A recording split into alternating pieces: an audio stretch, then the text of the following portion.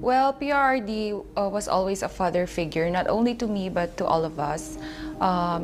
My special story about this is that when I had a miscarriage, he was very considerate and he was very concerned, and he let me to take time to rest and recover from the incident. He also tried to comfort me with his words and positive perspective. So I really appreciate that. Dalawa palagi yung sinasabi niya. Tomorrow will take care of itself.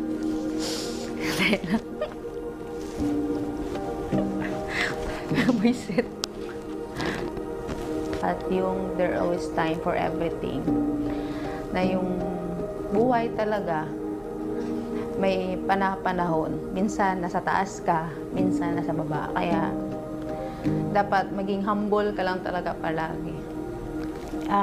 Marami kang tinuro sa amin na akala mo wala lang, pero tumatak talaga. Na alam mo yung, palagi ko sinasabi, ikaw magiging, isa sa magiging highlights ng buhay ko.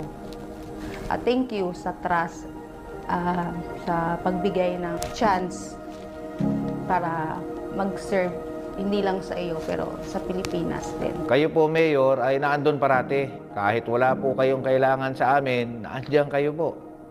You will give us everything and expecting nothing in return. Yun po yung kitang-kita po sa inyo. Sir, I will accompany you to Davao. Yun din po yung aking plano.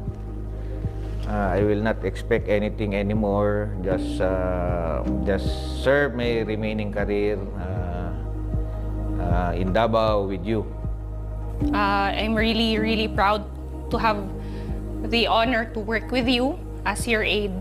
And in TV, you see him wearing barong, but after all the fiasco is over, he goes back and he changes into comfortable clothes, baggy shirts, jogging pants, chinelas, and he will enjoy a simple dish with us.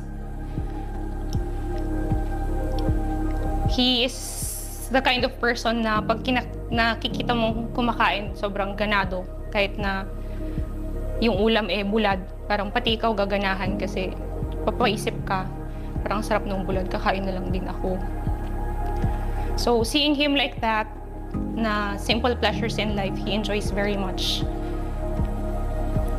Wait lang, naiyak ako. Buisit! I will always remember all the lessons you've taught me throughout my career and for the rest of my life. Kayo, sir, kasi hindi mo kami trinit na mga security mo. Yun lang talaga actually yung naka-ano sa amin na we were treated as part of your family. So, mahigit 5 taon ko na nakasama ating Pangulo. Doon ako palagi sa kanyang likod. Nakita kung gaano siya katapat sa ating bansa at sa mga mamayang Pilipino. Mayor Digong, from the start talaga ang serbisyo mo sa ating kababayan at maraming mga challenges nang ikaw ay nagsiservisyo, lalo na itong pagiging presidente. We will support you. Sana makatrabaho kita ulit at nasa likod mo lang ako at aalalayan kita kung ano man ang plano mo para sa ating bayan. Maraming salamat, Mayor Digong. Ang masabi ko, may puso siya, lalong-lalo na sa mahirap. Actually, may mga nagtatanong nga sa akin kung ano ba daw talaga yung ugali niya behind the camera. Ang masabi ko lang, he's a jolly person, matalino, at higit sa lahat, mapagmahal, literally and figuratively. PRD has been more than just my commander-in-chief being in the military. So I always looked up to him like parang he's my father. Kasi there were many instances that we ate together, then sobrang relaxed lang. He would make jokes, he would tell silly jokes, even personal stories na dapat di niya kinakwento sa amin, kumbaga. Pero he's very open. Sir, sa 6 na taon na naging security officer niyo ako, maraming salamat sa kumpiyansa at tiwala na ibinigay niyo sa akin at saka sa aking mga kasamahan ng mga security officers. Ang hangad lang namin palagi sa inyo, sir, ay maprotektahan kayo, maging safety kayo. Gusto ko lang, sir, na sabihin sa iyo na mahal ka namin, sir, in behalf of the Presidential Escorts Battalion. Mahal na mahal ka namin at napakasaya namin na ikaw ang naging boss namin, ikaw ang naging presidente, and gusto ko lang sabihin sa inyo na from the bottom of my heart, mabuhay po kayo. Maraming pong salamat, sir. Sa mga matagal nating pinagsamahan, sir, more than 5 years tayong magkasama. Nakita ko yung saya mo, yung hirap mo, yung mga tagumpay mo, syempre. Sana ma-enjoy mo pa yung life mo na wala nang stress, wala nang lahat na ng gusto mong gawin, magagawa mo. Sharing him the 6 years of his presidency, since the very beginning, the campaign period, and then until the end of his term. During the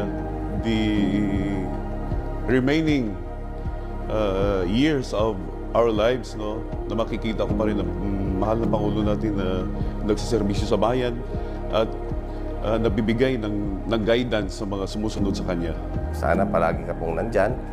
I have learned a lot from you, and especially sa mga mentoring na binigay niyo po sa amin, sa lahat ng guidance, sa lahat po ng tulong. We will be forever grateful for those services that you have given us.